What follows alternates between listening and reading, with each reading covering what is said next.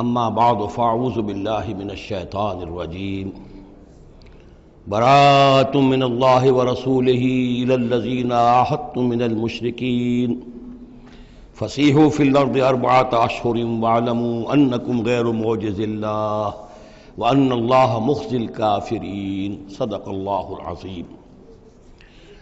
رب اشرح لی صدری ویسر لی امری واحلل عقدۃ من لسانی یفقہوا قولی۔ اللہم ربنا الہمنا رشدنا واعذنا من شرور انفسنا۔ اللہم ارنا الحق حقا وارزقنا اتباعہ وارنا الباطل باطلا وارزقنا اجتنابہ۔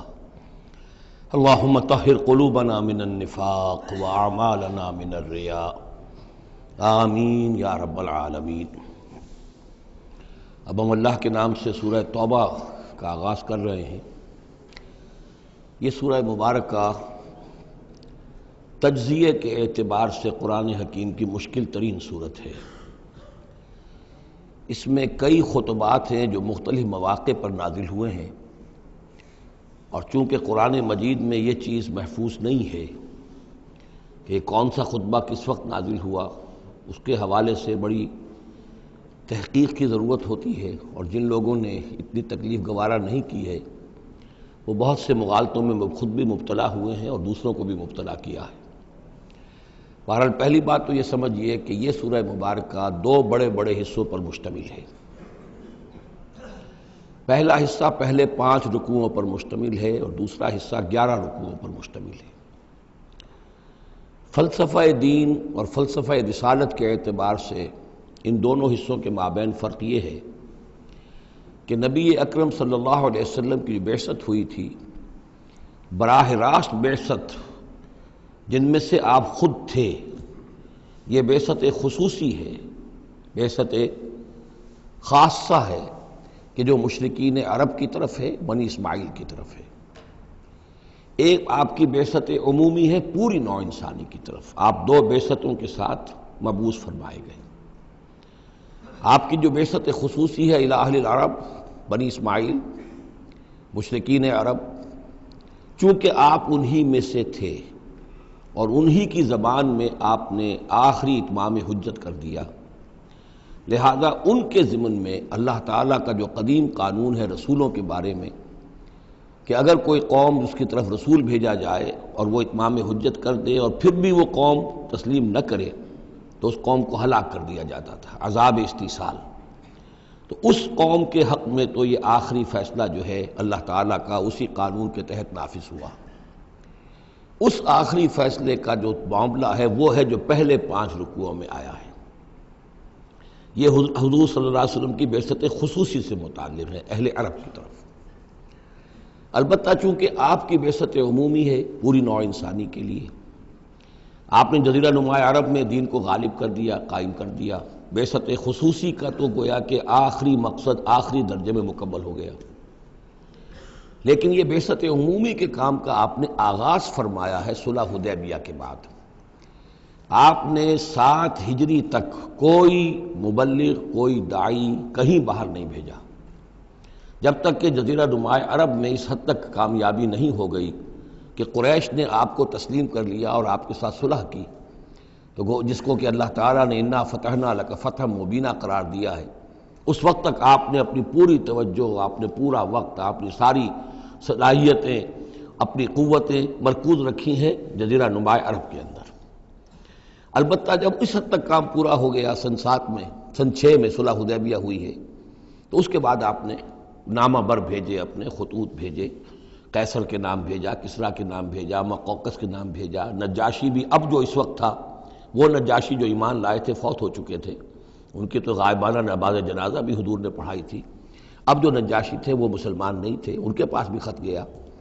ان خطوط کے نتیجے میں سلطنت روما سے ایک ٹکراؤ شروع ہو گیا۔ غزوہ موتا ہوا اور اس کے بعد غزوہ تبوک۔ یہ جو 2 غزوات ہیں ان کا تعلق حضور کی بعثت عمومی سے ہے کہ اب بیرون ملک عرب آپ کی دعوت کا اور آپ کی اقامت دین کی جد و جہد کا دائرہ وسیع ہو رہا ہے۔ تو 11 رکوع اس سورہ مبارکہ کے اس سے بحث کر رہے ہیں، وہ غزوہ تبوک کے گرد ہیں۔ ان میں سے 4 رکوع وہ ہیں کہ جو غزوہ تبوک کے لیے ذہنی تیاری کے لیے، اور اس کے بعد کچھ آیات وہ ہیں کہ جو تبوک جاتے ہوئے اور تبوک سے واپسی پر نازل ہوئیں، اور کچھ حصہ وہ ہے جو تبوک سے واپس آ کر نازل ہوا۔ وہ تو ہیں 11 رکوع جو چھٹے سے شروع ہو کر 16ویں تک جائیں گے مسلسل۔ البتہ پہلے 5 رکوع وہ ہیں کہ جن میں اندرون جزیرہ نما عرب، اندرون ملک آپ کی جو مشن تھا اس کی تکمیل کا جو آخری مرحلہ تھا اس کا اعلان ہو رہا ہے۔ اب یہ جو 5 رکوع ہیں ان میں بھی ایک عجیب تقسیم ہے۔ ان میں 2 رکوع وہ ہیں کہ جو سن 8 ہجری میں فتح مکہ سے قبل نازل ہوئے، ان میں تیار کیا گیا ہے مسلمانوں کو فتح مکہ کے لیے کہ وہ نکلیں، اور ساری رد و قدا ہو رہی ہے کچھ لوگوں کی طرف سے، کچھ منافقین کی طرف سے، کچھ سادہ دل مسلمانوں کی طرف سے، نیک دل مسلمانوں کی طرف سے، کچھ ایسے لوگوں کی طرف سے کہ جن کے وہاں رشتہ دار ہیں کہ اب اگر جنگ ہوگی اور جا کر ہم حملہ کریں گے مکے پر تو اس سے یہ ہے کہ ان رشتہ داروں کو بھی غضب پہنچے گا۔ کچھ ایسے مسلمان تھے جن کی فیملیز وہاں تھیں اور انہیں اندیشہ تھا کہ وہ کہیں جب یہ چکی پیسے گی تو کہیں گندم کے ساتھ گھن بھی نہ پیس جائے۔ تو ایک رد و قدا ہے جو ان 2 رکوعوں میں آپ کو ملے گی کہ جو نازل ہوئے ہیں سن 8 میں فتح مکہ سے قبل، اور 3 رکوع وہ ہیں کہ جو نازل ہوئے ہیں سن 9 میں ذی قعدہ کے بعد۔ اور یہ جب کہ فتح مکہ ہو چکا، اس سال حضور نے حج نہیں کیا، پھر اگلے سال آپ نے بھی دوبارہ حج نہیں کیا، لیکن آپ نے ایک قافلہ بھیج دیا تھا کہ وہ جائے، اور اس کے امیر کی حیثیت سے حضرت ابوبکر صدیق رضی اللہ تعالیٰ عنہ تھے امیر الحج۔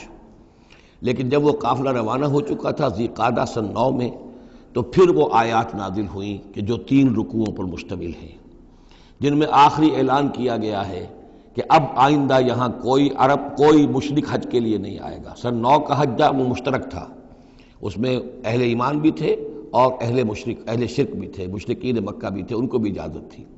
اور وہاں اعلان کیا گیا کہ آئندہ مشرکین کے ساتھ اللہ کا کوئی معاہدہ نہیں ہے، اور ایک مہلت دی جا رہی ہے اتنے وقت معین کی، اس کے اندر اندر یا تو وہ اسلام لے آئیں اور یا ان کا قتل عام ہو جائے گا۔ یہ سخت ترین آیات ہے قرآن مجید کی کہ جو اس حصے میں نازل ہوئی ہیں، لیکن اس کا فلسفہ سمجھ لیجئے، یہ قائم مقام ہے اس عذاب استیصال کے جو عذاب قوم نوح پر آیا، قوم ہود پر آیا، قوم صالح پر آیا، قوم شعیب پر آیا، سدوم اور عمورہ کی بستیوں پر آیا، آل فرعون پر آیا۔ وہ اب مشرکین عرب پر اس لیے آنا ضروری تھا کہ ان کی طرف حضور بھیجے گئے، انہی کی زبان میں کتاب اتار دی گئی، ان پہ اتمام حجت ہو گیا، حق مبرہن ہو گیا۔ اب اگر وہ ایمان نہیں لا رہے ہیں تو عذاب استیصال کے مستحق ہو چکے ہیں۔ البتہ یہ کہ انہیں پہلی قسط جو دی گئی عذاب کی وہ تو غزوہ بدر کی شکل میں تھی، اب آخری یہ ہے کہ چیلنج کر دیا گیا کہ اب اتنی مدت کے اندر اندر اگر تم ایمان لے آؤ گے تو تمہاری خیریت ہے، نہیں لاؤ گے تو تمہیں قتل کر دیا جائے گا۔ اور اس میں خود بخود امپلائڈ تھی یہ بات کہ اگر تم نہ ایمان لانا چاہو نہ قتل ہونا چاہو تو جزیرہ نماء عرب کو خیر بات کہہ کے چلے جاؤ، جہاں سینگ سمائے چلے جاؤ، اب عرب میں نہیں رہ سکتے۔ اس جزیرہ نماء عرب کو پاک کر دیا جائے گا شرک سے۔ تو 2 رکوع وہ 3 یہ۔ اب اس میں ایک اور کمپلیکیشن ہے، یہ 2 رکوع پہلے اور 3 رکوع بعد میں، ترتیب زمانی تو یہ ہے، ان 3 رکوعوں کا ایک رکوع پہلے نکال کے لے آیا گیا ہے۔ جیسے میں نے کہا تھا کہ سورہ انفال میں ایک آیت جو تھی کہ جو بڑی اہم تھی اور جو بڑی یوں سمجھیے کہ ایک حساس مسئلے پر تھی کہ مال غنیمت کا کیا ہوگا، اس کو پہلے لے آئے، حالانکہ اس کا اصل حکم، اس کی اصل بحث جو ہے وہ سورت کے اندر چل رہی ہے، جا کے وسط میں آ رہی ہے۔ اسی طریقے سے قرآن کا اسلوب ہے کہ جو خاص بہت اہم شے تھی، اگرچہ وہ ان 3 رکوعوں سے متعلق ہے جو بعد میں نازل ہوئے ہیں، لیکن ان کو پہلے سب سے پہلے صورت میں رکھ دیا گیا ہے۔ تو گویا کہ پہلے 5 رکوع بھی 3 حصوں میں ہیں۔ پہلا رکوع جو 6 آیات پر مشتمل ہے، یہ وہ 6 آیات ہیں جن کو دے کر حضرت علی کو بھیجا حضور نے صلی اللہ علیہ وسلم، وہاں جا کر حج کے اعلان کرو، اعلان عام کر دو میری طرف سے کہ اب مشرکین کے ساتھ کوئی معاہدے نہیں۔ اس کے بعد وہ 2 رکوع ہیں جو ایک سال پہلے جو ہے نازل ہوئے ہیں فتح مکہ سے قبل۔ پھر 2 رکوع وہی ہیں کہ جو ان 6 آیات کے تسلسل میں ہیں جو ذی قعدہ سن 9 ہجری میں نازل ہو رہے ہیں۔ تو یہ 3 حصوں میں پہلے 5 رکوع ہیں، لیکن ان 5 رکوعوں کا تعلق محمد الرسول اللہ صلی اللہ علیہ وسلم کی بعثت خصوصی کا جو تکمیلی مرحلہ ہے در حقیقت اس سے ہے۔ برات من اللہ ورسولہ، اعلان برات ہے، لا تعلقی کا اعلان ہے اللہ اور اس کے رسول کی طرف سے، الی الذین عاہدتم من المشرکین، ان لوگوں کی جانب جن سے اے مسلمانوں تم نے مشرکوں میں سے معاہدے کیے ہیں، اللہ کی طرف سے سارے معاہدے ختم۔ البتہ یہ بڑا کیٹیگوریکل سٹیٹمنٹ جو آیا ہے، اس کے بعد اس کے اندر تھوڑی تھوڑی وہ جو ہے تفصیل جب آئے گی تو اس میں رعایتیں دی گئی ہیں، لیکن اعلان ایسا ہے۔ اور اس صورت سے پہلے، یہ واحد صورت ہے قرآن مجید کی جس سے پہلے آیت بسم اللہ نہیں ہوتی، اور اس کا سبب یہ بیان کیا ہے حضرت علی رضی اللہ تعالیٰ عنہ نے کہ یہ صورت تو ننگی تلوار لے کر نازل ہوئی ہے۔ آیت بسم اللہ میں تو اللہ کے نام ہے الرحمن الرحیم، تو یہ صورت جو ہے یہ تو ننگی تلوار لے کر نازل ہوئی ہے۔ اہل شرک کے لیے جو اعلان اس میں کیا گیا ہے کہ ان کو قتل کیا جائے گا، قتل عام ہوگا، تو گویا کہ اس کے مضامین جو ہیں اللہ تعالیٰ کی وہ رحمانیت اور رحیمیت کے ساتھ بظاہر ان کی مناسبت نہیں ہے، اس لیے اس صورت سے قبل آیت بسم اللہ نہیں لکھی جاتی۔ واللہ عالم۔ برات من اللہ ورسولہ الی الذین عاہدتم من المشرکین، اعلان برات ہے، اعلان لا تعلقی ہے اللہ اور اس کے رسول کی طرف سے ان تمام لوگوں سے کہ جن سے مسلمانوں نے معاہدے کیے۔ فسیحوا فی الارض اربعۃ اشہر، تو گھوم پھر لو اس زمین میں، یعنی اس جزیرہ نما عرب میں 4 مہینے کی تمہیں مہلت دی جا رہی ہے۔ وَاعْلَمُوا أَنَّكُمْ غَيْرُ مُعْجِزِ اللَّهِ، اور جان لو کہ تم اللہ کو عاجز نہیں کر سکتے، اللہ کو شکست نہیں دے سکتے۔ وَأَنَّ اللَّهَ مُخْزِي الْكَافِرِينَ، اور اللہ تعالیٰ کافروں کو رسوا کر کے رہے گا۔ اب ان کے لیے یہ آخری جو ہے قسط جو ہے اللہ تعالیٰ کی طرف سے عذاب کی وہ آ کر رہے گی۔ یہ جو کیٹیگوریکل سٹیٹمنٹ آیا ہے یہ ان معاہدوں کے ضمن میں تھا کہ جن میں کوئی میعاد معین نہیں تھی، غیر میعادی معاہدے۔ عام معاہدہ ہے دوستی کا، نو وار پیکٹ ہے، اس کے لیے کوئی ٹائم لمٹ نہیں ہے۔ ان کے لیے تو کھلم کھلا کہہ دیا کہ ٹھیک ہے 4 مہینے کی ہم مہلت دے رہے ہیں، اس کے بعد ہمارا کوئی معاہدہ نہیں۔ اور یہ بالکل معقول بات ہے، اس لیے کہ ایک ہی دن میں نہیں کیا ہے۔ وہ بات بھی ہو گئی کہ معاہدہ پہلے جو ہے ان کی طرف پھینک دیا گیا، فَأَنبِذْ عَلَيْهِمْ عَلَىٰ سَوَاءٍ، اعلان کیا جا رہا ہے، اور پھر ایک دن میں اقدام بھی نہیں ہو رہا، 4 مہینے دیے جا رہے ہیں۔ تو یہ ہے معاملہ ان کا جو معاہدے غیر میعادی تھے جن میں کوئی مدت معین نہیں تھی۔ وَأَذَانٌ مِّنَ اللَّهِ وَرَسُولِهِ إِلَى النَّاسِ يَوْمَ الْحَجِّ الْأَكْبَرِ، اور اعلان عام ہے اللہ اور اس کے رسول کی طرف سے لوگوں کی جانب حج اکبر کے دن، یوم الحج الاکبر، بڑے حج کے دن۔ بڑے حج سے مراد حج ہے، یہ ہمارے ہاں جو عام خیال ہے کہ جمعے کو حج ہو تو حج اکبر ہے، یہ بغیر کسی بنیاد کے ہے۔ اصل میں عمرہ جو ہے وہ حج اصغر ہے، اور جو حج ہے وہ حج اکبر ہے۔ عمرہ بھی ایک چھوٹا حج ہے، تو وہاں اکبر اور اصغر اس اعتبار سے ہوتے ہیں۔ تو یوم الحج الاکبر، جب جو حج آ رہا ہے اس دن، ان اللہ بریء من المشرکین ورسولہ، اعلان عام، چونکہ حج میں تو تمام اطراف و اکناف جو ہیں جزیرہ نما عرب کے وہاں سے لوگ آئے ہوئے ہیں، تو اعلان عام ہو جائے گا کہ اللہ تعالیٰ بری ہے، الگ ہے، اس کا کوئی معاہدہ مشرکین کے ساتھ نہیں ہے، نہ صرف اللہ بلکہ اس کے رسول بھی۔ وَإِن تُبْتُمْ فَهُوَ خَيْرٌ لَكُمْ، اور اگر تم باز آ جاؤ، توبہ کر لو تو تمہارے لیے بہتر ہے، اسی میں خیریت ہے۔ وَإِن تَوَلَّيْتُمْ، اگر تم پیٹھ موڑ لو گے، روگردانی کرو گے، فَاعْلَمُوا أَنَّكُمْ غَيْرُ مُعْجِزِ اللَّهِ، تو سن رکھو تم اللہ کو عاجز نہیں کر سکتے، تم اللہ کو شکست نہیں دے سکتے۔ وَبَشِّرِ الَّذِينَ كَفَرُوا بِعَذَابٍ أَلِيمٍ، اور ان کافروں کو اے نبی بشارت دے دیجئے دردناک عذاب کی۔ إِلَّا الَّذِينَ عَاهَدتُّم مِّنَ الْمُشْرِكِينَ، اب یہاں ایک استثناء ہو رہا ہے، یہ ہے جن کے ساتھ میعادی معاہدے تھے، 2 سال کا معاہدہ ہے، 1 سال کا معاہدہ ہے، 6 ماہ کا معاہدہ ہے، اس کو مستثنیٰ رکھا۔ غیر میعادی معاہدہ تھا، یہ اعلان کر دیا اور 4 مہینے کی مہلت دے دی۔ جو میعادی تھا اس کو فرمایا الا الذین عاہدتم من المشرکین، ہاں اس کے سوا وہ لوگ ہوں گے کہ جن سے تم نے مسلمانوں مشرکین میں سے جن سے معاہدے کیے، ثم لم ینقصوکم شیئا، پھر انہوں نے کوئی کمی نہیں کی، کوئی شے جو ہے جو بھی شرائط تھی اس میں سے کسی میں کوئی کمی نہیں کی، وہ اپنے معاہدے کی شرائط کی پابندی کرتے رہے۔ وَلَمْ يُظَاهِرُوا عَلَيْكُمْ، اور نہ تم پر تمہارے دشمنوں کی کوئی مدد کی، احدن کسی کی بھی، فَأَتِمُّوا إِلَيْهِمْ عَهْدَهُمْ، تو ان کے لیے ان کی مدت مکمل کر دو، اِلَى مُدَّتِهِمْ، جو بھی مدت ہے، کسی کی 2 سال کی ہے، کسی کی 6 مہینے کی ہے، تو جو میعادی معاہدہ ہے اس کی بشرطے کہ ان کی طرف سے کوئی خلاف ورزی نہ ہوئی ہو تو ان کی مدت جو ہے وہ پوری کر دو۔ ان اللہ یحب المتقین، یقیناً اللہ تعالیٰ تقوی والوں کو پسند کرتا ہے۔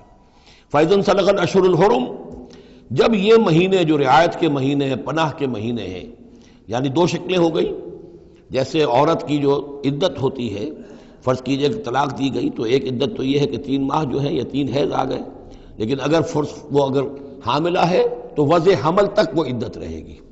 اسی طریقے سے جن لوگوں کا کوئی میعاد مقرر نہیں تھی، ان کے لیے 4 مہینے مقرر کر کے اور ان کے معاہدوں کا اعلان کر دیا۔ جن کی میعاد مقرر تھی، کہا کہ جیسے ہی میعاد ختم ہوگی پھر معاہدہ نہیں ہوگا، اب یہ رینیو نہیں ہوگا، لیکن یہ کہ اس مدت کی تکمیل کر دی جائے گی۔ فَإِذَا انسَلَخَ الْأَشْهُرُ الْحُرُمُ، اور جب یہ محترم مہینے سمجھ لیجئے، اس لیے کہ اب یہ ان کے لیے جو امان کے مہینے ہیں جو تمہیں دے دیے گئے ہیں، جب یہ ختم ہو جائیں گے، فَاقْتُلُوا الْمُشْرِكِينَ حَيْثُ وَجَدتُّمُوهُمْ، تو قتل کرو ان مشرکوں کو جہاں پاؤ۔ یہ سخت ترین الفاظ ہیں۔ وَخُذُوهُمْ، پکڑو ان کو، وَاحْصُرُوهُمْ، گھیراؤ کرو ان کا، وَاقْعُدُوا لَهُمْ كُلَّ مَرْصَدٍ، اور ہر جگہ گھات لگا کر بیٹھو ان کو پکڑنے کے لیے۔ یہ آخری ہے جو گویا کہ ان کی رسوائی، اب ظاہر بات ہے یہ آیات پڑھ کر سنائی گئی، مشرکین موجود تھے، اس سے بڑی رسوائی اور کیا ہوگی؟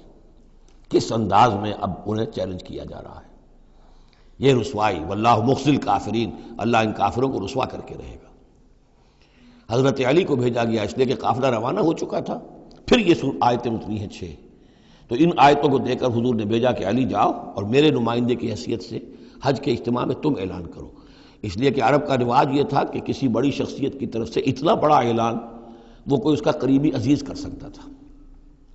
تو وہ قافلہ حج جو ہے کہیں پڑاؤ پر تھا، درمیان میں حضرت علی پہنچے، امیر تھے حضرت ابوبکر رضی اللہ تعالی عنہ۔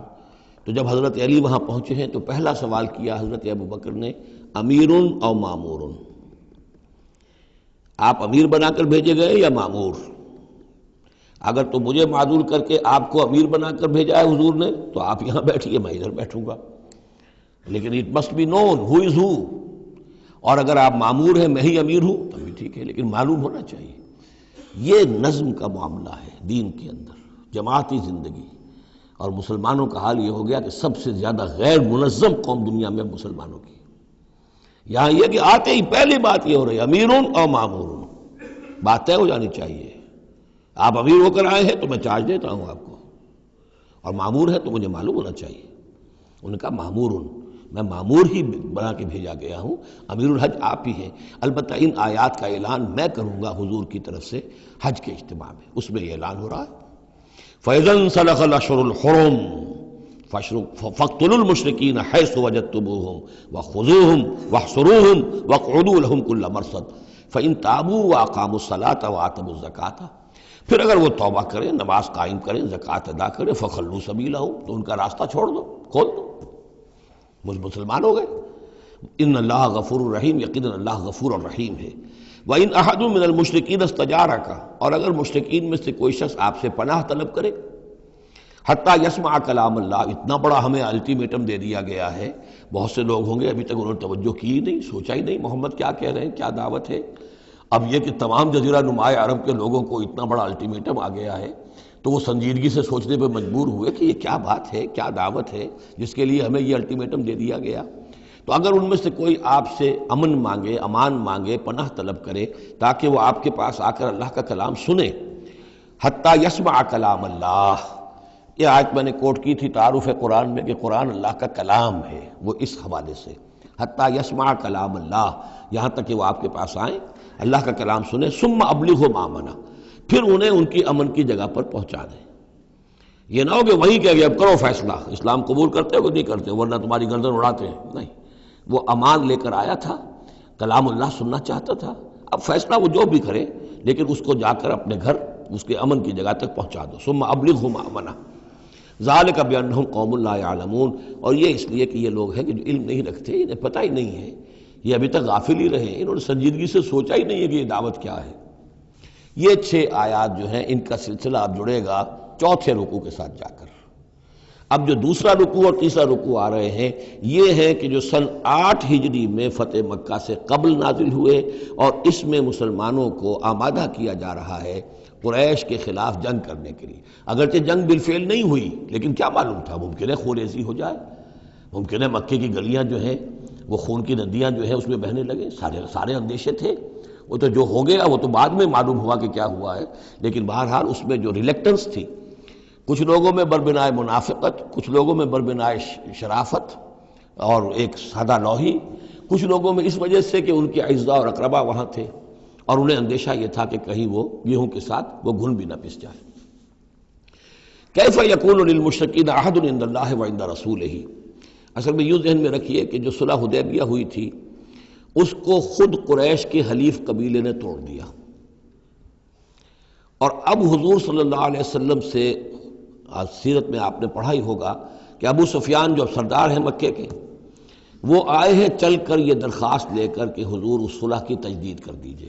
حضور نے تجدید نہیں کی، سفارشیں بھی کروائیں انہوں نے جو بھی کروا سکتے تھے، حضرت علی سے کوشش کی، اپنی بیٹی حضرت ام حبیبہ رضی اللہ تعالی عنہا وہ حضور کی زوجہ محترمہ تھی، وہاں گئے، انہوں نے بھی مطلب یہ کہ کوئی حوصلہ نہ دیا، بلکہ وہاں تو واقعی اور ہو گیا کہ وہ گئے اپنی بیٹی کے ہاں، حضور کا بستر بچھا ہوا تھا، بیٹھنے لگے تو ام حبیبہ رضی اللہ تعالی عنہا نے فرمایا کہ ابا جان ذرا ٹھہریے، وہ ٹھٹک کر کھڑے رہ گئے تو بستر طے کر دیا، اب بیٹھ جائیے۔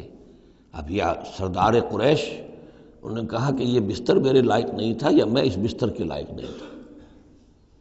حضرت ام حبیبہ فرماتی ابا جان آپ اس بستر کے لائق نہیں ہیں، یہ نبی کا بستر ہے اور آپ ناپاک ہیں، آپ مشرک ہیں، تو اب کیا کہیں، ان سے سفارش کرو میری۔ معلوم ہوا کہ وہ ساری گئے تو تھے اس لیے کہ بیٹی سے سفارش کروا دیں گے تو شاید زبان بھی نہ کھل سکی ہو، پر اس وقت ہو سکتا ہے کہ بہت سے لوگوں نے یہ چیمے گوئیاں کی ہو کہ دیکھیے اچھی بات نہیں ہے، صلح اچھی بات ہوتی ہے، اب یہ قریش کا سردار آیا ہے، گڑ گڑا رہا ہے، سفارشیں کروا رہا ہے، تو صلح کر لینی چاہیے، کیوں صلح نہیں کر رہے حضور؟ اس کو پس منظر میں رکھیے، تب یہ آیتیں آپ کی سمجھ میں آئیں گی۔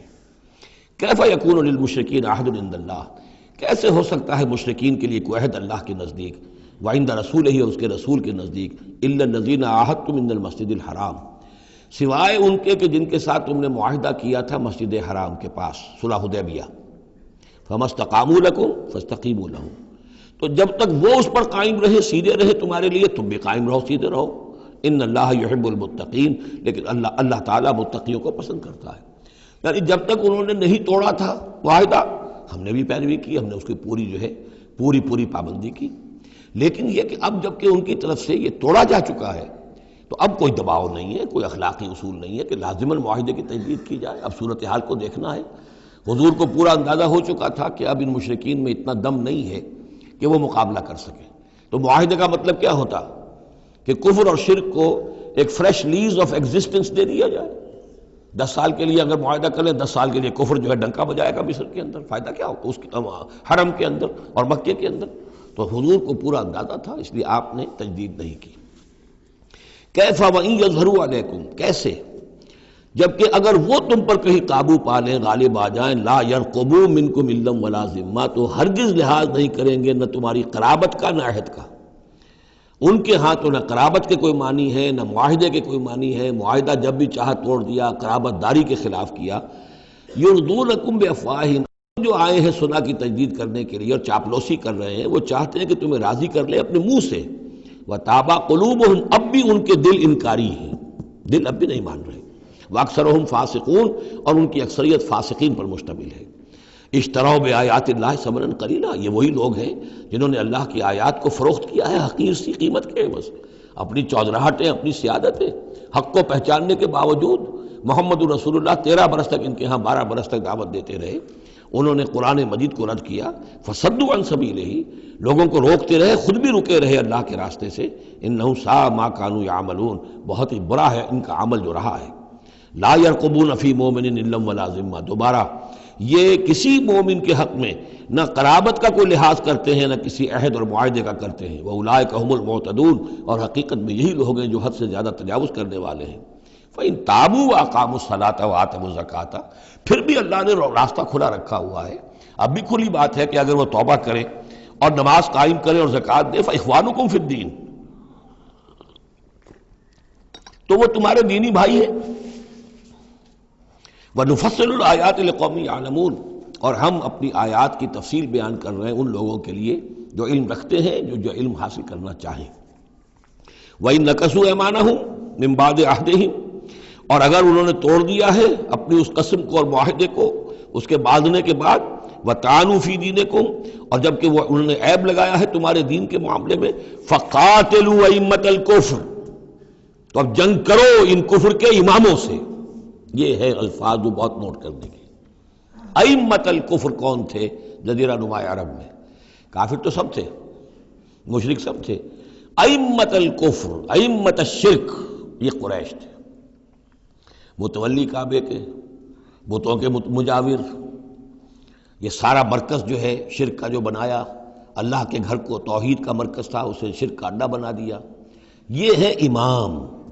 جب تک ان کو شکست نہ دی جائے تو ظاہر بات ہے کہ جزیرہ نما عرب پر دین کے غلبے کا تصور نہیں ہے۔ چاہے وہاں کوئی فارمل حکومت نہیں تھی، کوئی سلطنت نہیں تھی، کوئی ریاست نہیں تھی، کوئی جو ہے فارمل دارالخلافہ نہیں تھا، لیکن معنوی اعتبار سے یہ ام القریٰ، یہ مرکزی بستی ہے، یہ ہے اس پورے جزیرہ نما عرب کا صدر مقام ایک اعتبار سے۔ اور یہاں کے جو لوگ ہیں ائمۃ الکفر، ان کے ساتھ جنگ کرو۔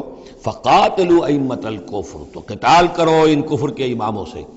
انہم لا ایمان لہم، ان کی کسی قسم کا کوئی پاس نہیں، ان کی کوئی قسمیں نہیں ہیں، کوئی اعتبار نہیں۔ لعلہم ینتہون، شاید کہ وہ باز آ جائیں، یعنی سختی سے شاید باز آ جائیں۔ اے مسلمانوں، نرمی کے ساتھ وہ باز آنے والے نہیں ہیں۔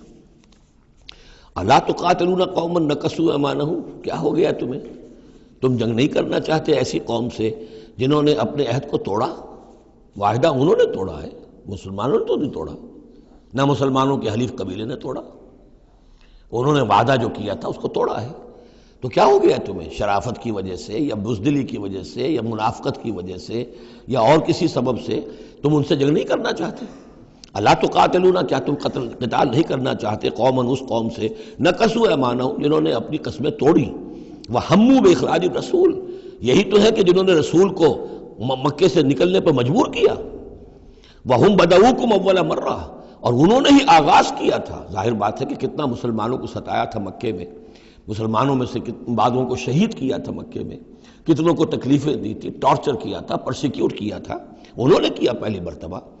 اتخشونہم، اب دیکھیے یہ ہے وہ سرچنگ کوسچن، اے مسلمانوں کیا ان سے ڈر رہے ہو؟ یہ کوئی بزدلی ہے جو تم پر طاری ہو گئی ہے؟ قریش کے خلاف اقدام سے گھبرا رہے ہو؟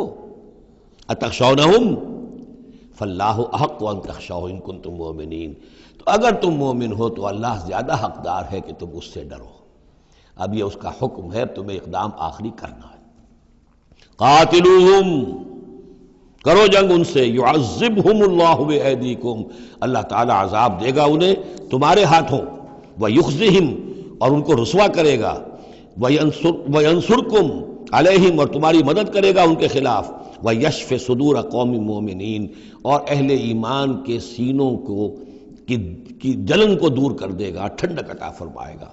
یعنی اب بھی مکے میں ایسے لوگ تھے کہ جن پر ٹارچر ہو رہا تھا، وہ جو ضعیف تھے، جو نہیں کر سکتے تھے، سفر نہیں کر سکتے تھے، یا خواتین تھیں، تو ان کے اوپر جو بھی ظلم ہو رہے تھے، تو جب ان لوگوں کی اب درگت بنے گی تو ان کے بھی دلوں کو کچھ ٹھنڈک ملے گی، اور ان کو بھی کچھ نہ کچھ ان کے احساسات جو ہیں اس کے اندر کچھ سکون ہوگا۔ وَيُذْهِبْ غَيْظَ قُلُوبِهِمْ، ان کے دلوں میں جو غصہ بھرا ہوا، غم بھرا ہوا، اللہ تعالیٰ اسے نکالے گا۔ وَيَتُوبُ اللَّهُ عَلَىٰ مَن يَشَاءُ، اور اللہ توبہ نصیب کر دے گا جس کو چاہے گا توبہ کی توفیق دے دے گا۔ وَاللَّهُ عَلِيمٌ حَكِيمٌ، اور اللہ تعالیٰ علیم اور حکیم ہے۔ اب تیسری مرتبہ وہ آیت آ گئی ہے قرآن میں، ام حسبتم ان تترکوا، ام حسبتم ان تدخلوا الجنة ولما يأتكم مثل الذين خلوا من قبلكم مستهم البأساء والضراء وزلزلوا حتى يقول الرسول والذين معه متى نصر الله الا ان نصر الله قریب۔ اسی طرح پھر یہ آیت ہے 214 سورہ بقرہ کی، 142 سورہ آل عمران کی، ام حسبتم ان تدخلوا الجنة، اب یہ تیسری مرتبہ ہے، ام حسبتم ان تترکوا، یہ آیت نمبر 16 ہے، 1 اور 6 کو بھی جمع کریں گے تو 7 بنے گا۔ ام حسبتم ان تترکوا، تم چھوڑ دیے جاؤ گے، ولما یعلم اللہ الذین جاہدوا منکم، ابھی تو اللہ نے دیکھا ہی نہیں کون ہے تم میں سے حقیقتاً جہاد کرنے والے۔ دوسری قوموں کے خلاف جہاد کرنا اور تھا، اب اپنی قوم کے خلاف جہاد کرنے کے لیے جانا، ظاہر بات ہے کہ اس کے اندر ایک اور اضافی امتحان ہے جو اللہ تمہارا لے لینا چاہتا ہے۔ وَلَمْ يَتَّخِذُوا مِن دُونِ اللَّهِ وَلَا رَسُولِهِ وَلَا الْمُؤْمِنِينَ وَلِيًّا، اور دیکھ لینا چاہتا ہے اللہ کہ کون ہیں وہ لوگ کہ جو اللہ کے سوا اور اس کے رسول کے سوا اور اہل ایمان کے سوا کسی کے ساتھ دلی تعلق، دلی محبت اور دلی رازداری کا کوئی تعلق نہیں رکھتے۔ یہ رشتے جب تک کٹیں گے نہیں ایمان کی تلوار سے، اس وقت تک تمہارا خلوص جو ہے اللہ کے ساتھ اور دین کے ساتھ وہ کیسے ثابت ہوگا؟ واللہ خبیر بما تعملون، اور جو کچھ تم کر رہے ہو اللہ اس سے باخبر ہے۔ ما کان للمشرکین ان یعمروا مساجد اللہ، ان مشرکوں کا تو یہ حق نہیں ہے کہ وہ آباد کریں اللہ کے گھروں کو۔ یہ مسجد ہے، اللہ کا گھر ہے، یہ بیت اللہ ہے، یہ مشرکین اس کے متولی بنے بیٹھے ہیں، ان کا کوئی حق نہیں ہے۔ یہ توحید کا مرکز ہے بیت اللہ۔ ما کان للمشرکین، نہیں ان کا یہ حق، ان یعمروا مساجد اللہ، یہ متولی بنے بیٹھے ہوئے ہیں اس کے، شاہدین علی انفسہم بالکفر، اپنے اوپر کفر کی گواہی دیتے ہوئے، یعنی اعلانیہ کافر ہیں، مشرک ہیں، اور پھر اس بیت اللہ کے متولی بنے ہوئے۔ اولئک حبطت اعمالہم، ان کے سارے اعمال حبط ہو گئے، یعنی حاجیوں کی خدمت کر دی، پانی پلا دیا، یہ کر دیا، وہ کر دیا، ان کی کوئی حیثیت اللہ کی نگاہ میں نہیں ہے۔ ان کے جو شرک ہے اور کفر ہے اس نے ان کے تمام اعمال حبط کر دیے۔ وفی النار ہم خالدون، اور آگ ہی میں وہ رہیں گے ہمیشہ ہمیشہ۔ انما یعمر مساجد اللہ من آمن باللہ والیوم الآخر، مسجدیں اللہ کی مسجدوں کو آباد کرنا تو ان کا حق ہے جو ایمان لائے اللہ پر اور یوم آخر پر، واقام الصلاۃ، اور نماز قائم کریں، وآت الزکوٰۃ، اور زکوٰۃ ادا کریں، ولم یخش الا اللہ، اور نہ ڈرے کسی سے سوائے اللہ کی۔ فعسیٰ اولئک ان یکونوا من المہتدین، تو ایسے لوگ ہیں کہ جو جن کے بارے میں توقع ہے کہ وہ راہ یاب ہوں گے اور منزل مراد تک پہنچ جائیں گے۔ اجعلتم سقایۃ الحاج و عمارۃ المسجد الحرام کمن آمن باللہ والیوم الآخر، کیا تم نے حاجیوں کو پانی پلانا اور مسجد حرام کو آباد رکھنا اس کو برابر کر دیا ہے اس کے کہ جو شخص ایمان لایا اللہ پر اور یوم آخر پر، وجاہد فی سبیل اللہ، اللہ کی راہ میں جہاد کرے؟ یہ مشرکین مکہ، مشرکین قریش جو کیا کرتے ہیں، ان کا یہی کریڈٹ ان کا کیا ہے کہ جو ہے بیت اللہ کو آباد رکھا ہوا ہے، حاجی آ رہے ہیں تو ان کی خدمت کر رہے ہیں، انہیں دودھ پانی پلا رہے ہیں، تو بس یہ تو کیا یہ چیزیں برابر ہو گئیں ان کے کہ جو ایمان لائے اللہ پر اور یوم آخر پر اور جنہوں نے جہاد کیا اللہ کی راہ میں؟ لا یستوون عند اللہ، یہ دونوں برابر نہیں ہیں اللہ کے نزدیک۔ واللہ لا یہدی القوم الظالمین، اور اللہ ایسے ظالموں کو ہدایت نہیں دیتا۔ الذین آمنوا وہاجروا وجاہدوا فی سبیل اللہ باموالہم وانفسہم، وہ لوگ جو ایمان لائے، جنہوں نے ہجرت کی، پھر جہاد کیا اللہ کی راہ میں اپنے مالوں سے اور اپنی جانوں سے، اعظم درجۃ من عند اللہ، ان کا بہت بلند و بالا اور بہت عظیم رتبہ ہے اللہ کے نزدیک۔ واولئک هم الفائزون، اور حقیقت میں وہی ہیں کامیاب ہونے والے۔ یبشرہم ربہم برحمت منہ ورضوان، انہیں بشارت دیتا ہے ان کا رب اپنی رحمت، خاص اپنے خزانہ فضل سے رحمت کی، ورضوان، اور رضامندی کی، وجنات لہم فیہا نعیم مقیم، اور ان باغات کی کہ جن کے اندر بہت ہمیشہ رہنے والی نعمتیں ہوں گی، خالدین فیہا ابدا، جن میں وہ رہیں گے ہمیشہ ہمیش۔ ان اللہ عندہ اجر عظیم، یقیناً اللہ تعالیٰ ہی کے پاس بہت بڑا اجر ہے۔ یا ایھا الذین آمنوا لا تتخذوا آباءکم واخوانکم، اب چونکہ کچھ مسلمانوں کو جیسا کہ میں نے عرض کیا یہ ہوگا کہ آخر وہ ہمارے باپ ہیں، وہاں پہ بھائی ہیں، اب یہ جنگ ہوگی، چلیے ابھی تک امید تھی کہ وہ لوگ شاید ایمان لے آئیں تو ہمارے ساتھ ہو جائیں، ابھی تک وہ ایمان نہیں لائے ہیں، اب اگر ادھر سے چڑھائی ہوگی ہمیں جانا پڑے گا، اپنے ہاتھوں جو ہے وہ اپنے رشتہ داروں کو، اپنے بھائی بندوں کو قتل کرنا پڑے گا۔ یہ چیز جو رکاوٹ بن رہی تھی، تو ذرا اب اس کے اوپر ایک ضرب لگ رہی ہے ان دو آیتوں میں، اور قرآن مجید کی اہم ترین آیتوں میں سے اگلی آیت ہے جو آئے گی اس کے بعد، آیت نمبر 24۔ یا ایھا الذین آمنوا لا تتخذوا آباءکم واخوانکم اولیاء، اے اہل ایمان، اپنے باپوں اور بھائیوں کو اپنے ولی اور دوست اور حمایتی مت سمجھو، مت بناؤ۔ ان استحبوا الکفر علی الایمان، اگر انہوں نے ایمان کے مقابلے میں کفر کو پسند کیا ہے، اگر اب بھی تمہارے دل میں ان کے لیے محبت ہے اور تمہارے دل میں وہ تعلق جو ہے موجود ہے، تو اس کا مطلب یہ ہے کہ پھر ایمان کے ساتھ رشتہ تمہارا مضبوط نہیں ہے، اللہ کے لیے غیرت نہیں ہے، دین کے لیے، توحید کے لیے غیرت نہیں ہے۔ یا ایھا الذین آمنوا لا تتخذوا آباءکم واخوانکم اولیاء ان استحبوا الکفر علی الایمان ومن یتولہم منکم، تو جو کوئی بھی ان کے ساتھ وہ ولایت کا تعلق رکھے گا، دوستی اور جو پشت پناہی کا، فَأُولَٰئِكَ هُمُ الظَّالِمُونَ، تو خود وہ بھی پھر ظالموں میں شریک ہو جائیں گے۔ اب وہ آیت آ رہی ہے، خاصی طویل آیت ہے اور یہ بہت ہی اہم آیت ہے۔ قل، اے نبی ان سے کہہ دیجئے، ان کان آباؤکم وابناؤکم واخوانکم وازواجکم وعشیرتکم واموال اقترفتموها وتجارۃ تخشون کسادها ومساکن ترضونها احب الیکم من اللہ ورسولہ وجہاد فی سبیلہ فتربصوا حتی یاتی اللہ بامرہ واللہ لا یہدی القوم الفاسقین۔ اے نبی ان سے کہہ دیجئے، اگر ہو تمہیں تمہارے باپ اور تمہارے بیٹے اور تمہارے بھائی اور تمہاری بیویاں یا بیویوں کے لیے شوہر اور تمہاری برادری رشتہ دار، اور وہ مال جو تم نے بہت محنت سے کمائے ہیں، جمع کیے ہیں، وہ تجارت جس کے مندے کا تمہیں خطرہ رہتا ہے، ڈرتے رہتے ہو، اور وہ حویلیاں اور وہ محل جو تم نے بنائے ہیں تمہیں بہت پسند ہیں، مساکن ترضونہا، اگر یہ 8 چیزیں محبوب تر ہیں، احب الیکم، ان 8 کی محبت زیادہ ہے تمہارے دلوں میں، من اللہ و رسولہ و جہاد فی سبیلہ، اللہ کی محبت، رسول کی محبت، اللہ کی راہ میں جہاد کی محبت، اگر یہ 3 محبتیں کم ہیں، وہ زیادہ ہیں، فتربصوا، تو جاؤ انتظار کرو، دفع ہو جاؤ، فتربصوا، جاؤ انتظار کرو، حتی یاتی اللہ بامرہ، یہاں تک کہ اللہ اپنا فیصلہ سنا دے، واللہ لا یہدی القوم الفاسقین، اللہ ایسے فاسقوں کو راہیاب نہیں کرتا۔ بہت سخت آیت ہے، بہت اہم آیت ہے، بڑی کیٹیگوریکل ہے۔ ہر شخص اپنے باطن میں ایک ترازو نصب کرے، اپنے باطن میں، کسی اور کو نہ ناپیے تولیے، یہ اپنے آپ کو تولیے۔ بل الانسان علی نفسہ بصیرہ، انسان اپنے آپ سے خوب واقف ہے۔ ایک میں ڈالیے پلڑے کے اندر یہ 8 محبتیں، باپوں کی محبت، بیٹوں کی، بھائیوں کی، بیویوں کی یا شوہروں کی، اسپاؤسز کی، یا اس کے بعد رشتہ داروں کی، اور 3 شکلیں ہیں مال کی، وہ مال جو جمع کیا ہے، اور وہ تجارت جو بڑی محنت سے جمائی ہے، اس کا مندے کا اندیشہ رہتا ہے، اور وہ گھر بنائے ہیں، محل بنائے ہیں، کوٹھیاں بنائی ہیں، ولاز بنائے ہیں، بڑے ان کو سجایا ہے، ڈیکوریٹ کیا ہے۔ اگر ان 8 چیزوں کی محبت تمہارے دل میں زیادہ ہے، اللہ کی محبت، اس کے رسول کی محبت، اللہ کی راہ میں جہاد کی محبت سے، یہاں یہ تیسری چیز ہے کانکریٹ۔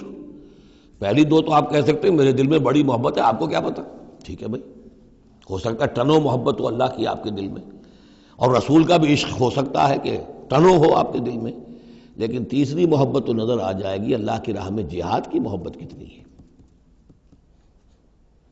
اگر یہ 3 محبتیں ہلکی ہیں، وہ پڑنا بھاری ہے، فتربصوا حتی یاتی اللہ بامرہ، تو جاؤ انتظار کرو یہاں تک کہ اللہ اپنا فیصلہ سنا دے، اور اللہ ایسے فاسقوں کو، ایسے ناہنجاروں کو، ایسے سرکشوں کو اللہ تعالی ہدایت نہیں دیتا۔ یہ سیلف اسیسمنٹ سکیم ہے، ہر شخص خود اپنا جائزہ لے، کہاں کھڑا ہے، اس کی allocation of time, allocation of energies, اپنی صلاحیتیں کہاں لگا رہا ہے، کہاں کھپا رہا ہے، کس کام میں لگا رہا ہے۔ اسی کو پھر علامہ اقبال نے ایک شعر میں جمع کر دیا ہے، یہ مال و دولت دنیا، یہ رشتہ و پیوند، بتان وہم و گما، لا الہ الا اللہ۔ مال و دولت دنیا کی 3 شکلیں، دولت جیسے بھی ہو، ایسٹس ہوں، بینک بیلنس ہو، سٹاکس ہوں، جو بھی ہو، یہ مال و دولت دنیا۔ نمبر 2 جائیداد ہے، نمبر 3 بزنس ہے یا کیریئر ہے، پروفیشن ہے، اور رشتہ و پیوند جو سب سے قریبی ہو سکتے ہیں، باپ، بیٹا، بھائی اور سپاؤس، اور جو بھی اور رشتہ دار ہیں۔ یہ مال و دولت دنیا، یہ رشتہ و پیوند، بتان وہم و گما، یہ صرف بت ہیں، ہمارے اپنے وہم کے، توہم کے، ان کی کوئی حقیقت نہیں ہے۔ بتان وہم و گما، لا الہ الا اللہ۔ اگر لا الہ الا اللہ کی شمشیر سے ان بتوں کو آپ توڑ نہیں دیں گے، اور جب تک ٹھیک ہے حق ہے ان کا، بیوی کا حق ہے، اولاد کا حق ہے، ان لنفسک علیک حقا، لیکن وہ تابع رہے، ان 3 چیزوں کے تابع رہے، تب تک ٹھیک ہے۔ اور اگر ان 3 چیزوں سے وہ اوپر چلا گیا، کوئی بھی ایک بھی، تو بس وہ توحید ختم ہے، اب وہ شرک ہے۔ لقد نصرکم اللہ فی مواطن کثیرۃ ویوم حنین، اور اے مسلمانوں تمہاری اللہ نے مدد کی بہت سے مواقع پر، اور خاص طور پر یوم حنین۔ اب ظاہر بات ہے کہ یہ حصہ وہ ہے جو نازل ہو رہا ہے، جو کہ ہم کون سے رکوع میں پہنچ گئے؟ چوتھے رکوع میں پہنچ گئے. تو چوتھا اور پانچواں پھر وہ ہے جو ذی قعدہ سن 9 میں نازل ہو رہا ہے. تیسرا رکوع جہاں ختم ہوا وہ 2 رکوع ختم ہو گئے کہ جو قریش پر حملے کے ضمن میں اور مکے کی طرف اقدام کے ضمن میں جو رد و قدا ہو رہی تھی، اور وہ فتح مکہ سے پہلے نازل ہوئے سن 8 ہجری میں، رمضان سے قبل. اب یہ پھر وہی سلسلہ جڑ گیا جو 6 آیتیں ہم پہلے پڑھائے ہیں ذی قعدہ سن 9 ہجری میں جو نازل ہوئی اسی کے ساتھ. اب ظاہر بات ہے کہ اس وقت جو ہے غزوہ حنین بھی ہو چکا تھا. لقد نصرکم اللہ فی مواطن کثیرۃ، اللہ نے تمہاری مدد کی ہے مسلمانوں بہت سے مواقع پر. ویوم حنین، حنین کے دن بھی کی. اذ اعجبتکم کثرتکم، جب کہ تمہیں اپنی کثرت پر ناز ہو گیا تھا. اب یہ بھی یہ نہ سمجھیے کہ سب مسلمانوں کو ہو گیا تھا. حضور جب فتح مکہ کے وقت آئے ہیں مکے میں تو 10,000 مسلمان آپ کے ساتھ تھے. پھر اس کے بعد آپ نے جب طائف پر حملے کا فیصلہ کیا اور اس کے بعد آپ میدان میں نکلے اور حنین کی جنگ ہوئی ہے تو 12,000 کا لشکر آپ کے ساتھ تھا. 10,000 وہ تھے اور 2,000 یا تو وہ لوگ تھے جو فتح مکہ کے بعد ایمان لائے، 9 مسلم سمجھ لیجئے اسی وقت جو ایمان لائے، اور یا ابھی وہ مشرک ہی تھے لیکن چونکہ اب وہ رعایا ہو گئے مسلمانوں کی تو وہ بھی گویا کہ شریک تھے اس میں ان کے خادموں اور معاونین کی حیثیت سے. 12,000 کا یہ لشکر جب گزر رہا تھا ایک وادی سے، اور اس وادی کے دونوں طرف پہاڑیاں تھیں، تو جو تیر انداز تھے اور وہ بہت ہی نشانے والے لوگ تھے تو انہوں نے مورچے بنا رکھے تھے پہاڑیوں کے اوپر، ان کے اوپر سے تیروں کی بوچھاڑ آئی ہے. تو یہ نشیب میں ہے، وادی میں ہے، اوپر سے بیراج آ رہا ہے، اس کے نتیجے میں بھگدڑ مچ گئی. بعض روایات میں تو آتا ہے کہ حضور کے ساتھ صرف 30-40 آدمی رہ گئے.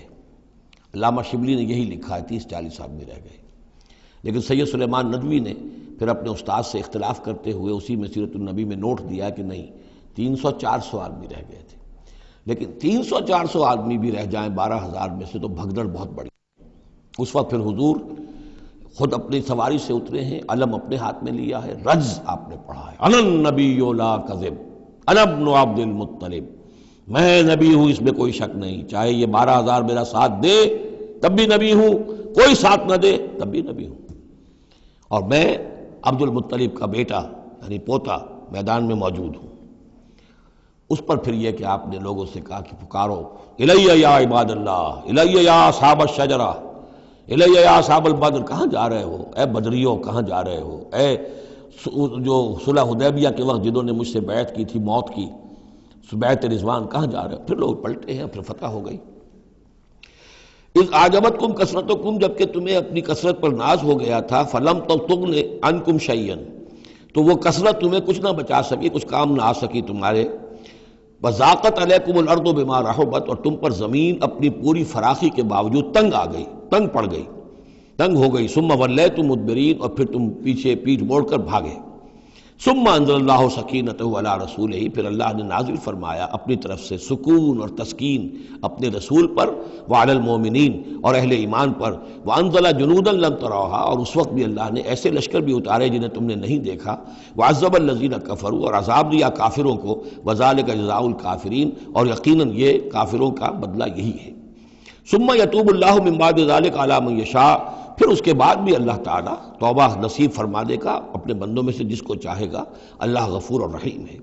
یا ایھا الذین آمنوا انما المشرکون نجس فلا یقربوا المسجد الحرام بعد عامهم ھذا، اہل ایمان یہ مشرک ناپاک ہیں، پلید ہیں، تو اب یہ اس سال کے بعد مسجد حرام کے قریب نہ پھٹکنے پائیں.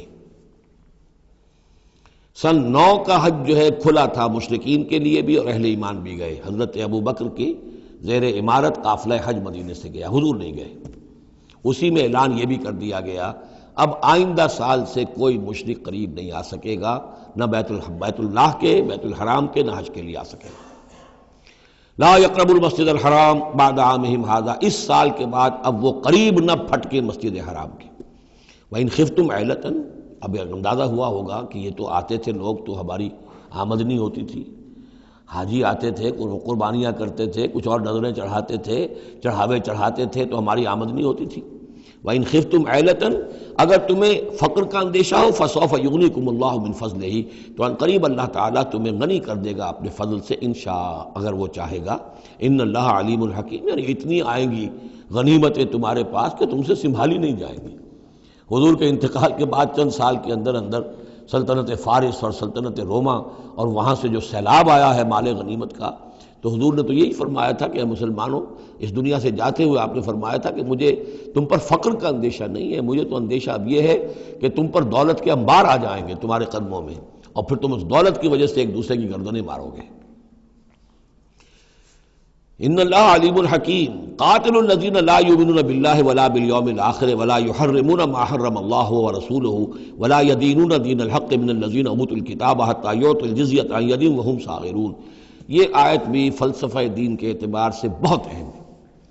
جنگ کرو ان لوگوں سے جو نہ ایمان رکھتے ہیں اللہ پر نہ یوم آخر پر، جو حرام نہیں ٹھہراتے جس کو اللہ اور اس کے رسول نے حرام ٹھہرایا، اور نہ قبول کرتے ہیں دین حق کی تابع داری من الذین اوتوا الکتاب، ان لوگوں میں سے کہ جن کو کتاب دی گئی تھی، حتی یعطوا الجزیۃ عن ید وہم صاغرون، یہاں تک کہ وہ اپنے ہاتھ سے جزیہ پیش کریں اور چھوٹے ہو جائیں، نیچے رہیں، تابع ہو جائیں۔ یہ فرق ہے جو کیا گیا ہے۔ مشرکین عرب کے لیے تو کوئی آپشن نہیں تھا، یا ایمان لاؤ یا گردن مار دی جائے گی، اس لیے کہ ان میں سے تھے حضور صلی اللہ علیہ وسلم، ان پر اتمام حجت بدرجہ آخر ہو گیا۔ لیکن یہ کہ باقی لوگوں کے لیے، نصارہ اور یہود کے لیے بھی، اور اسی کے تابع بقیہ پوری نوع انسانی ہے، تمام انسان، پھر فارس کے لوگ تھے یا ہندوستان کے لوگ تھے یا اور تھے، ان سب کے لیے قانون یہی رہا ہے۔ کسی کے لیے یہ چیلنج نہیں ہے کہ تم یا ایمان لاؤ یا قتل کر دیے جاؤ گے، اس کے بعد کسی کے لیے نہیں۔ یہ خاص وقت تھا اس قوم کے لیے اس عذاب کا کہ جس قوم نے ایک رسول کی دعوت کو رد کیا تھا۔ اب اس کے بعد کوئی رسول ہے بھی نہیں، موجود نہیں ہے، بنفس نفیس تو موجود نہیں ہے، معنوی طور پر ہے، وہ واقعتاً جو ہے مادی طور پر تو نہیں ہے۔ اس حوالے سے بقیہ پوری نوع انسانی کا معاملہ کیا ہے؟ ان کے سامنے یہ ہے کہ قتال ان سے بھی کیا جائے گا، جنگ ان سے بھی کی جائے گی، یہاں تک کہ وہ تابع ہو جائیں، اللہ کے دین کی بالادستی کو قبول کر لیں، لیکن اس کے نیچے وہ یہودی رہیں، وہ مجوسی رہیں، وہ ہندو رہیں، وہ سکھ رہیں، وہ پارسی رہیں، وہ جو بھی چاہیں رہیں، انڈیویجول کو کسی کو اسلام لانے پہ مجبور نہیں کیا جائے گا، اور یہ نہیں ہوگا کہ گردن اڑا دی جائے گی یا اسلام لاؤ۔ وہ معاملہ تھا مشرکین عرب کے لیے۔ یہ جو زمین و آسمان کا فرق، اس کو اچھی طرح سمجھ لیجئے۔ یہی وجہ ہے کہ پھر جب دور صحابہ میں اور دور خلافت راشدہ میں فوجیں نکلی ہیں صحابہ کی، تو 3 آپشنز دیتے تھے وہ۔ ایمان لے آؤ، تم ہمارے برابر کے ہو جاؤ گے، تمہارے حقوق ہمارے حقوق برابر، ہم یہ بھی نہیں کہیں گے ہم سینئر ہیں تم جونیئر ہو، تمہارے حق کم ہو، برابر، بالکل برابر۔ اگر ایمان نہیں لاتے، تابع داری اختیار کرو، جزیہ دو، اور اسلامی ریاست کی بالادستی قبول کرو، پھر تم یہودی رہو، مجوسی رہو، عیسائی رہو، نصرانی رہو، جو چاہو رہو، ہندو رہو، بدھ مت کے رہو، جو چاہو رہو۔ اگر یہ بھی نہیں گوارا، گویا کہ تم باطل کے نظام کو قائم رکھنا چاہتے ہو، تو پھر تیسرا آلٹرنیٹو تلوار آئے گی میرے اور ہمارے تمہارے درمیان فیصلہ کرے گی، آ جاؤ میدان جنگ میں۔ 3 آپشنز ان کے لیے، مشرکین عرب کے لیے بھی 3 آپشن بن گئے تھے 2 ہی، یا ایمان لاؤ یا قتل کر دیے جاؤ گے۔ تیسرا آپشن یہ تھا کہ جزیرہ نما عرب چھوڑ کر جہاں چاہو بھاگ جاؤ، یہاں نہیں رہ سکتے ہو، لیکن یہ اس میں امپلائڈ تھا نہیں، کلیئر نہیں تھا، اسپیلٹ آؤٹ نہیں تھا۔ لیکن ان کے لیے یہ دوسرا آپشن تھا، قاتل الذین لا یؤمنون باللہ، قتال کرو ان سے جو ایمان نہیں رکھتے اللہ پر نہ یوم آخر پر، ولا یحرمون ما حرم اللہ ورسولہ، نہ حرام ٹھہراتے ہیں اور سمجھتے ہیں ان چیزوں کو جو اللہ اور اس کے رسول نے حرام کی ہیں، ولا یدینون دین الحق، اور نہ دین حق کو قبول کرنے کے لیے اور اس کی تابع داری کرنے کے لیے تیار ہیں، من الذین اوتوا الکتاب، اہل کتاب میں سے، ان سے بھی جنگ کرو، حتی یعطوا الجزیۃ عن ید، یہاں تک کہ وہ دیں جزیہ ہاتھ سے، وہم صاغرون، اور چھوٹے ہو کر رہیں، اسلام کی بالادستی قبول کریں۔ وقالت الیہود عزیر ابن اللہ، اور یہودیوں نے یہ اعتقاد گھڑ لیا تھا کہ عزیر اللہ کے بیٹے ہیں۔ وقالت النصارى المسیح ابن اللہ، اور نصارہ نے یہ عقیدہ گھڑ لیا کہ مسیح اللہ کے بیٹے ہیں۔ ذالک قولہم بافواہہم، یہ ان کے منہ سے باتیں ہیں جو نکلی ہیں، ان کی کوئی حقیقت نہیں ہے۔ یضاہئون قول الذین کفروا من قبل، یہ ریس کر رہے ہیں، نقل کر رہے ہیں ان لوگوں کی باتوں کی کہ جو ان سے پہلے جنہوں نے کفر کیا تھا۔ یہ میں اشارہ کر چکا تھا کہ متھرائزم یہ ایک مذہب تھا پرانا، اور خاص طور پر مصر اس کا بہت بڑا مرکز تھا۔ تو جب یہ سینٹ پال نے جب تبلیغ شروع کی ہے عیسائیت کی، اور وہ وہاں سے پھر بات جو ہے آگے بڑھی ہے، اور جینٹائلز کے اندر بھی تبلیغ اس نے شروع کی، تو اس نے پھر اپنے مذہب میں ایسے اعتقادات شامل کر لیے کہ یہ جو دوسرے مذہب کے لوگ ہیں وہ آسانی سے ہمارے اس مذہب میں عیسائیت میں آ جائیں۔ تو جو تثلیث مصر میں پہلے سے موجود تھی اسی تثلیث کے نام بدل دیے۔ مصر میں تثلیث تھی God the father, Horus the son of God, and Isis the God mother. تو اللہ خدا اور ایک خدا کی ماں وہ جو آئسس دیوی یعنی اور خدا کا بیٹا، تو اللہ اور عیسیٰ اور مریم، یہ پہلی تثلیث تھی ابتدائی کی جو بنی ہے۔ God the father, Horus the son of God and Isis the God mother. تو انہوں نے ان کی نقالی کی ہے، اس نقالی میں انہوں نے یہ تثلیث ایجاد کر دی ہے۔ قاتلہم اللہ انا یوفکون، اللہ تعالیٰ انہیں قتل کرے، ہلاک کرے، یہ کہاں سے بچلائے گئے ہیں۔ اتخذوا احبارہم و رہبانہم اربابا من دون اللہ۔ دوسری جو سب سے بڑی گمراہی ہوئی عیسائیوں میں وہ یہ ہے کہ انہوں نے اپنے احبار اور رہبان کو بھی رب بنا لیا اللہ کے سوا۔ اب یہ جو ہے اس پر اعتراض کیا تھا، اعتراض نہیں سوال کیا تھا حضرت عدی ابن حاتم نے، جو مشہور ہیں حاتم طائی، بہت بڑے جو سخی تھے، وہ تو خیر فوت ہو چکے تھے حضور کی بعثت سے قبل، اور وہ عیسائی تھے۔ ان کے بیٹے تھے یہ عدی ابن حاتم، یہ ایمان لے آئے، لیکن ایک روز انہوں نے حضور سے پھر یہ کہا کہ حضور یہ بات کچھ سمجھ میں نہیں آئی، قرآن کہتا ہے کہ ہم نے بحیثیت عیسائی اپنے احبار اور رہبان کو اپنا خدا بنا لیا، ارباب بنا لیا، تو ایسی بات تو نہیں ہے، تو اس کا مفہوم کیا ہے؟ تو آپ نے فرمایا کیا یہ صحیح نہیں ہے کہ جس شے کو وہ حلال کہہ دے تم حلال مان لیتے ہو، جس شے کو وہ حرام کہہ دے تم حرام مان لیتے ہو؟ کہ جی یہ تو ہے، تو یہی تو خدا بنا مان لینا ہے۔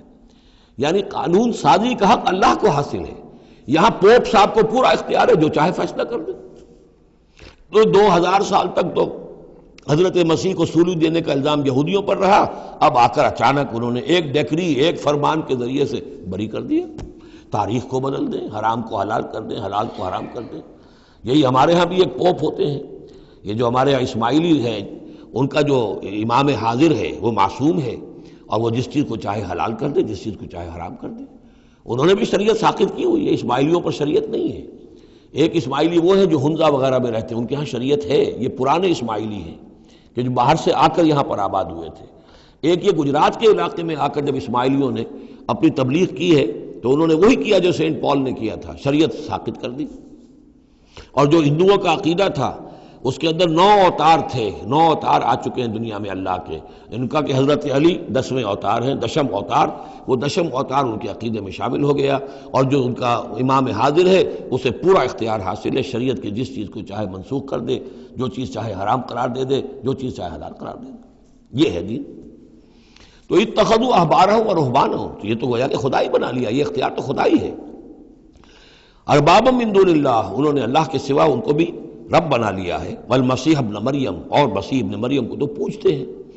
وما امروا الا لیعبدوا الہا واحدا، انہیں نہیں حکم دیا گیا تھا مگر اس بات کا کہ وہ پوجیں صرف ایک الہ کو، لا الہ الا ہوا، نہیں ہے کوئی معبود اس کے سوا، سبحانہ عما یشرکون، وہ پاک ہے اس سے کہ جو شرک یہ کر رہے ہیں۔ یریدون ان یطفئوا نور اللہ بافواہہم، یہ چاہتے ہیں کہ اللہ کے نور کو بجھا دیں اپنے منہ کی پھونکوں سے۔ وَيَأْبَى اللَّهُ إِلَّا أَن يُتِمَّ نُورَهُ وَلَوْ كَرِهَ الْكَافِرُونَ، اور اللہ کو ہرگز منظور نہیں ہے مگر یہ کہ وہ اپنے نور کا اتمام فرما کر رہے، چاہے یہ کافروں کو کتنا ہی ناگوار ہو۔ هُوَ الَّذِي أَرْسَلَ رَسُولَهُ بِالْهُدَى وَدِينِ الْحَقِّ لِيُظْهِرَهُ عَلَى الدِّينِ كُلِّهِ، وہی تو ہے جس نے بھیجا ہے اپنے رسول کو صلی اللہ علیہ وسلم الہدا اور دین حق دے کر، تاکہ غالب کرے اسے کل کے کل دین پر، کل نظام زندگی پر، وَلَوْ كَرِهَ الْمُشْرِكُونَ، خواہ یہ مشرکوں کو کتنا ہی ناگوار ہو۔ کیونکہ یہاں آ کر حضور کے مشن کے آخری درجے میں تکمیل ہو رہی ہے، تو یہاں کلیئرلی اب اس کو انیشیٹ کر دیا گیا۔ وہ جو میں نے عرض کیا تھا کہ ایک ہے رسالت کا بنیادی مقصد، تبشیر ہے، انذار ہے، تذکیر ہے، دعوت ہے، تبلیغ ہے، وما نرسل المرسلین الا مبشرین ومنذرین، وہ بنیادی مقصد بھی حضور کی بعثت کا ہے۔ لیکن حضور کا ایک امتیازی مقصد ہے، تکمیل رسالت کا جو مظہر ہے وہ ہے کہ دین کو غالب کرنا بالفعل۔ یہ جوڑا جو 2 آیتوں کا ہے یہ بالکل اسی ترتیب کے ساتھ یہ جوڑا سورہ صف میں بھی آیا ہے۔ دوسری آیت تو جو کہ تو ہے، ایک شوشے کا فرق نہیں، هو الذی ارسل رسولہ بالہدی ودین الحق لیظہرہ علی الدین کلہ ولو کرہ المشرکون۔ اس پر تو 24 صفحے کا میرا ایک مقالہ ہے جو لکھا ہوا ہے، جو میری کتاب ہے نبی اکرم صلی اللہ علیہ وسلم کا مقصد بعثت، صرف اس ایک آیت پر 24 صفحے کا مقالہ ہے۔ اور میں مطمئن ہوں اللہ کا شکر ہے کہ اس آیت کا حق اللہ تعالیٰ نے میرے ذریعے سے پورا کروا دیا ہے۔ اس میں کسی اعتبار سے، اس لیے کہ لوگ اس میں سے اپنے لیے راستے نکالتے ہیں، چور دروازے، یہ تو جی اللہ غالب کرنے والا ہے، کوئی انسان غالب کرنے والے تھوڑا ہی ہیں، اور یہ ہے اور وہ ہے، اس لیے کہ جو آدمی کام چور ہے چاہتا ہے کسی طریقے سے کوئی راہ فرار ہو، بھاگنے کا کوئی راستہ مل جائے، لیکن آپ اگر اس کو پڑھیں گے تو معلوم ہوگا کوئی راستہ فرار کا نہیں ہے۔ ہر جو بھی ممکن ہو سکتی ہے نحوی اعتبار سے جو امکان ہو سب کو میں نے لے کر اور ثابت کر دیا ہے کہ اس میں کہیں فرار کا راستہ نہیں۔ البتہ پہلی آیت میں تھوڑا سا فرق ہے، وہ آیت جو ہے وہاں ہے یریدون لیطفئوا، یہاں ہے ان یطفئوا، بس اتنا فرق ہے۔ بے افواہہم یریدون لیطفئوا نور اللہ بے افواہہم، یریدون ان یطفئوا نور اللہ بے افواہہم، وہاں ہے واللہ متم نورہ ولو کرہ الکافرون، یہاں ہے ویابی اللہ الا یتم نورہ ولو کرہ الکافرون۔ یہ تو چاہتے ہیں کہ اپنے منہ کی پھونکوں سے، جس کو کہ پھر مولانا ظفر علی خان نے خوب اس کی تعبیر کی ہے، نور خدا ہے کفر کی حرکت پہ خندہ زن، پھونکوں سے یہ چراغ بجھایا نہ جائے گا۔ تو یہ جو چاہتے ہیں کہ اپنی منہ کی پھونکوں سے، اور اس میں ایک طرح کا طنز ہے، یہودی چونکہ سامنے آ کر مقابلہ نہیں کر رہے تھے تو یہ ایسے تھا کہ منہ کی پھونکوں سے بجھانا چاہ رہے ہیں، صرف سازشیں ہیں ان کی، اور جو بھی یہ کر رہے ہیں کبھی سامنے آ کر انہوں نے جنگ نہیں کی۔ یریدون ان یطفئوا نور اللہ بافواہہم واللہ متم ویابی اللہ الا یتم نورہ ولو کرہ الکافرون هو الذی ارسل رسولہ بالہدی ودین الحق لیظہرہ علی الدین کلہ ولو کرہ المشرکون یا ایھا الذین آمنوا ان کثیرا من الاحبار والرہبان لیأکلون اموال الناس بالباطل ویصدون عن سبیل اللہ والذین یکنزون الذہب والفضة ولا ينفقونها فی سبیل اللہ فبشرہم بعذاب علیم۔ یہ آیت بھی بہت اہم ہے، اس لیے کہ جو مسلمان امتوں کے اندر علماء اور احبار اور صوفیاء، یا آپ ایک لفظ استعمال کریں مذہبی پیشوا، جو بھی ایک طبقہ بن جاتا ہے، اگر ان میں دنیا کی محبت اور مال کی محبت آ جائے، ایک عام کاروباری آدمی ہے، دنیا کا کاروبار کرتا ہے، اب ظاہر بات ہے حلال ذریعے سے کما رہا ہے، اچھا کھائے اچھا پہنے، ٹھیک ہے، کوئی جائیداد بھی بناتا ہے، کوئی حرام کام نہیں ہے، اس کی اولاد کو منتقل ہو جائے گی، لیکن یہ کہ جو شخص دین کی خدمت میں لگا ہوا ہے، اب اسے فرض کیجئے کوئی ہدیہ دے رہا ہے، کوئی اس کو اگر فرض کیجئے تحفہ دے رہا ہے یا کسی طریقے سے، تو دین کے لیے دے رہا ہے۔ اگر یہ لوگ بھی اپنے پاس دولت جمع کریں، اگر یہ اپنی جائیدادیں بنائیں، تو یہ بدترین انسان ہے آسمان کی چھت کے نیچے کے۔ یہ سمجھ لیجیے اچھی بات، عام آدمی کے لیے قانون اور ہوگا۔ اس حدیث کو ذہن میں لے آئیے، حضور نے فرمایا یوشک ان یاتی علی الناس زمان، مجھے اندیشہ ہے لوگوں پر ایک وقت ایسا آ جائے گا، کیسا آ جائے گا؟ لا یبقى من الاسلام الا اسمہ، اسلام میں سے اس کے نام کے سوا کچھ نہیں بچے گا۔ ولا یبقى من القرآن الا رسمہ، قرآن میں سے اس کے رسم الخط کے سوا کچھ نہیں بچے گا۔ مساجدہم عامرۃ، ان کی مسجدیں آباد بہت ہوں گی، شاندار ہوں گی، وہی خراب من الہدیٰ، ہدایت سے خالی ہوں گی۔ وعلماؤہم شر الناس تحت ادیم السماء، اور ان کے علماء آسمان کی چھت کے نیچے کے بدترین انسان ہوں گے۔ من عندہم تخرج الفتنۃ وفیہم تعود، انہی میں سے فتنہ برآمد ہوگا، انہی میں گھس جائے گا۔ تو یا ایھا الذین آمنوا، اہل ایمان، ان کثیرا من الاحبار والرہبان، یقیناً بہت سے علماء اور درویش، لیاکلون اموال الناس بالباطل، وہ لوگوں کے مال ہڑپ کرتے ہیں باطل طریقے سے، ویصدون عن سبیل اللہ، اور وہ روکتے ہیں لوگوں کو اللہ کے راستے سے، والذین، اور کوئی نئی دعوت اٹھی ہے، کوئی اللہ کا بندہ جو ہے لوگوں کو دین کی طرف بلا رہا ہے، یہ اپنی مسندیں جب خطرے میں دیکھتے ہیں تو نہیں چاہیں گے کہ ہمارے عقیدت مند جو ہے وہ کسی بھی ایسی دعوت کی طرف رخ کریں اور متوجہ ہو جائیں۔